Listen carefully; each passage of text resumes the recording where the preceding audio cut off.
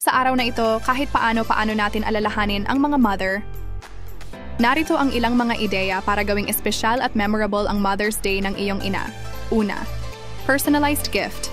Magbigay ng regalo na personal at may sentimental value tulad ng handwritten letter, custom-made na item, o photo album ng mga masasayang alaala. Pangalawa, Espa Day. Treat mo ang iyong ina sa isang Espa Day para magkaroon siya ng oras para mag-relax at ma-spoil ang kanyang sarili. Pangatlo, cook or order her favorite meal. Magluto ng paboritong pagkain ng iyong ina o mag-order sa kanyang paboritong restaurant para sa isang masarap na kainan. Pang-apat, quality time together. Maglaan ng oras para makasama ang iyong ina sa mga aktibidad na gusto niya tulad ng movie marathon, picnic sa park, o nature walk. Pang-lima, household chores.